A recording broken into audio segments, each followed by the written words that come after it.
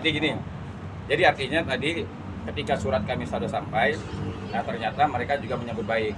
Menyambut baik artinya ketika surat sudah sampai, mereka langsung bisa bergerak.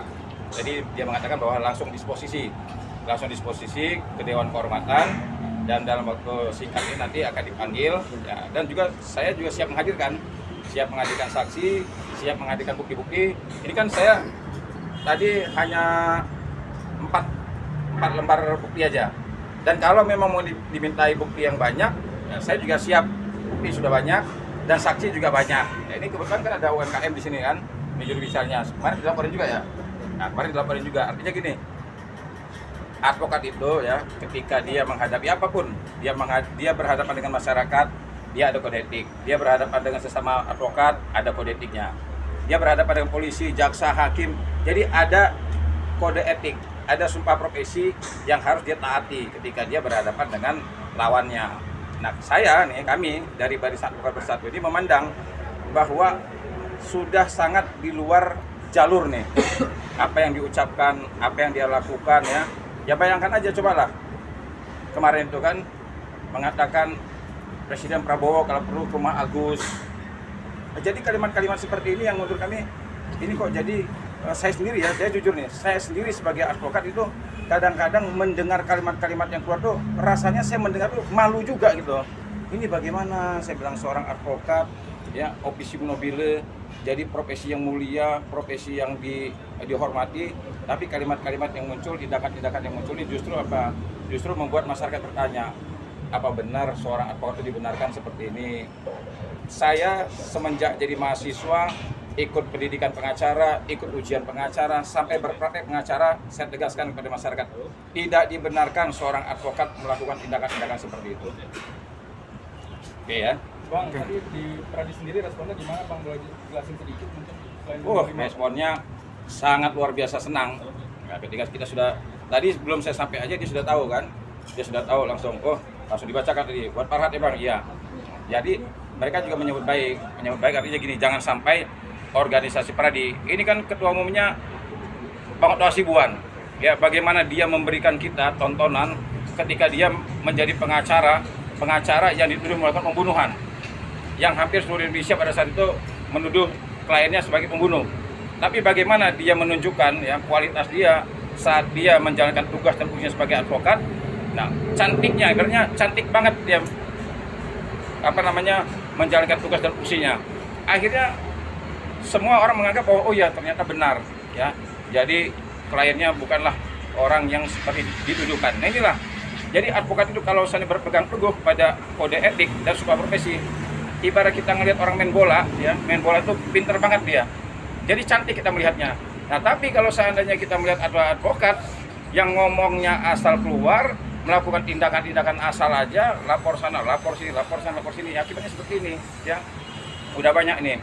Bukan cuma 1-2 advokat, ya udah banyak nih advokat ini. Ya, jadi saya berharap juga ya ini juga ada satu lagi nih advokat sebenarnya yang perlu kita bidik juga gitu kan. Cuma kita belum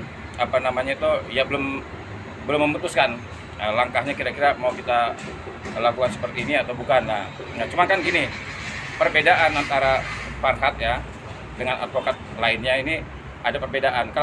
Kalau Farhat kan sudah bisa dibilang kan dia ini public figure juga. Artinya banyak orang ketika dia muncul di media kan banyak mata tertuju pada dia. Nah ini yang harus kita jaga. Jangan sampai advokat yang sudah cukup terkenal, nah justru tidak memberikan contoh yang baik. Gitu. Bang, aja Bang, jadi hari ini hanya Farhat Abbas Bang ya? Ya hari ini spesial, resmi ya, spesial untuk Farhat Abbas. Nah, ini spesial untuk mantan teman saya ini. Jadi hari ini saya sempat-sempatkan sama tim ini agar bisa ya teman kita ini, mantan teman kita ini bisa dipanggil. Ya kalau seandainya memang ternyata terdapat nanti ketika disidangkan ya cukup beralasan untuk diambil tindakan, ya kita serahkan kepada Dewan Kehormatan ya. Tapi cuma sekali lagi saya mendorong Dewan Kehormatan mengambil tindakan tegas ya. Kalau kira-kira memang ini bisa mencemarkan nama baik profesi, udah jangan ragu-ragu, pecat aja, jangan ragu-ragu, karena masih banyak calon-calon advokat yang mau jadi advokat.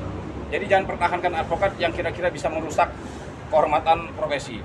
Bang, Farhat prosesnya, sendiri ini nggak sih Bang perannya di dalam Pradi selama ini seperti apa sih mungkin Bang?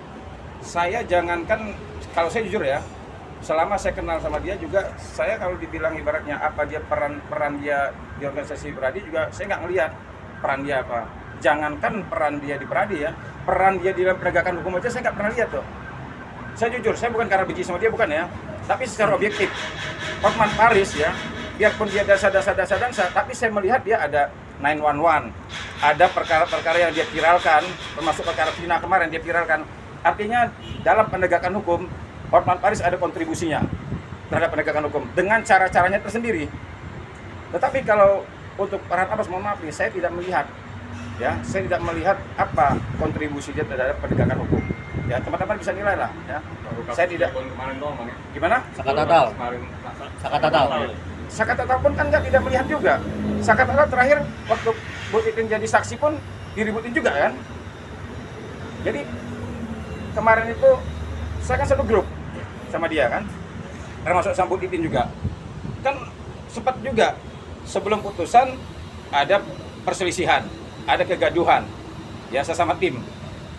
Begitu sudah selesai, ternyata si Bu Titin jadi saksi dalam perkara yang lain kan ribut juga seperti juga. Jadi saya melihat begini ya, Sakat Tatal pun kalau menurut saya bisa dikatakan ya, kalau dikatakan prestasi, saya juga belum bisa melihat ya. Kalau samanya ada tangisan ya oke lah ya. Saya melihat emang pada saat dia di di persidangan dia membela, ya kelihatannya ada tangisan yang cukup ya, artinya menarik perhatian nih. Artinya dia sebagai seorang advokat ya cukup bagus lah ya. Tapi prestasi dia apakah ini menjadi suatu prestasi dia dalam hukum, ya kita lihat nanti aja ya. Bang, tadi katanya ada satu pengacara lagi yang mau dilaporkan Pradi, kira-kira siapa Bang itu? Ya tapi pengacaranya ini nggak masuk dalam hitungan. Jadi gini, kalau kita bicara masalah advokat ini banyak melanggar kode etik, banyak.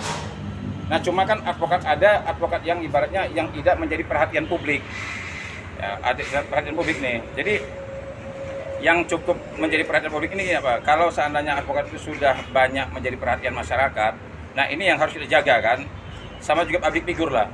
Ya, ketika dia muncul di media sosial, maka dia harus menjaga tuh ucapan, tindakan, sikap dan perilakunya harus dijaga.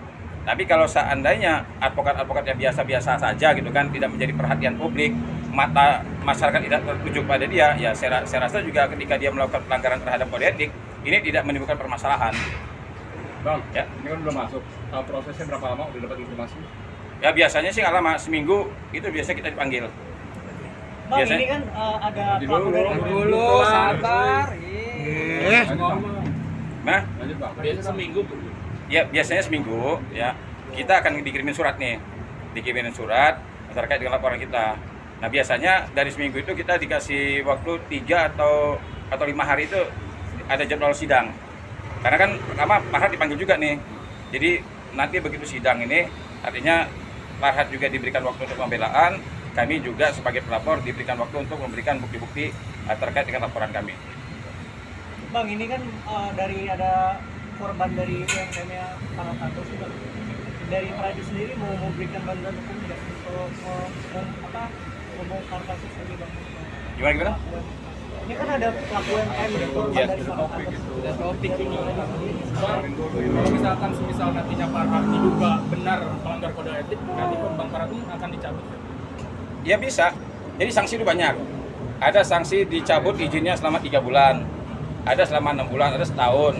Ada sanksi teguran. Nah kalau seandainya benar-benar tindakan-tindakan dari advokat ini benar-benar ya artinya berat, ya artinya cukup membahayakan juga, ini bisa dicabut permanen. Jadi bisa dipecat permanen gitu. Jadi tidak lagi dia bisa berpraktek. Ya nanti tergantung Dewan Kehormatan. Kalau Dewan Kehormatan ini menimbang bahwa ini cukup membahayakan kehormatan profesi, tidak baik dan sebagainya, itu bisa dipecat. Karena sudah ada advokat ya yang justru berkelas internasional, itu ketika Dewan Kehormatan menganggap bahwa ini membahayakan, dipecat permanen. Ya, bukannya dipecat biasa aja, bukan 3 bulan 6 bulan, permanen dipecat dia. Jadi artinya sudah ada contoh. Nah, itu ibaratnya yang sudah kelas internasional dong. Nah jadi sebenarnya organisasi advokat ini tidak main-main ya, tidak main-main kalau seandainya dia memberikan sanksi. itu luar biasa berat.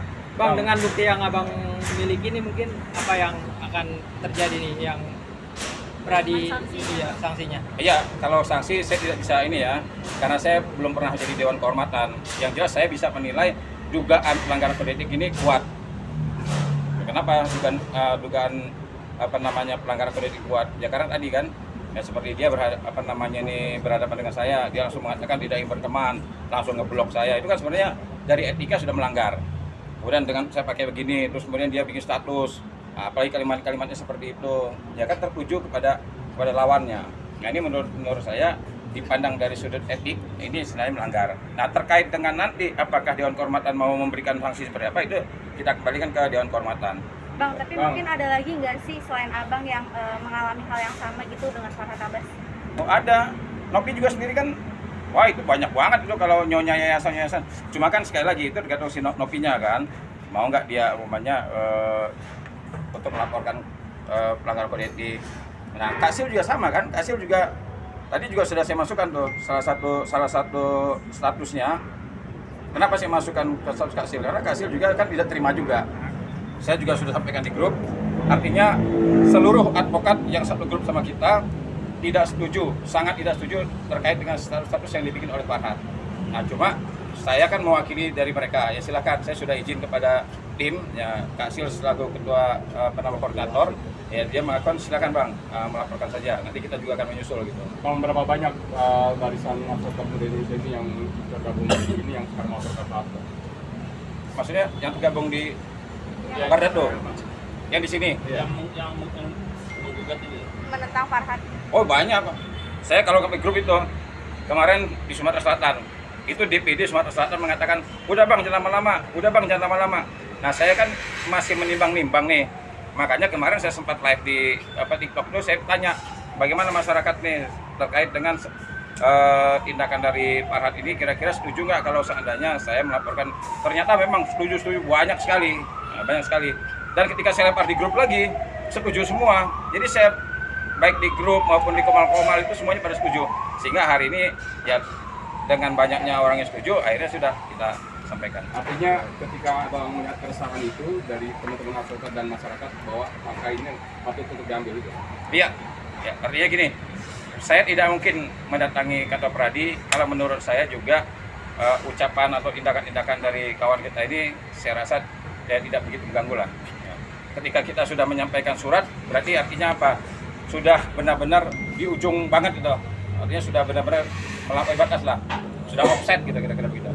Ya. Oke, Bang.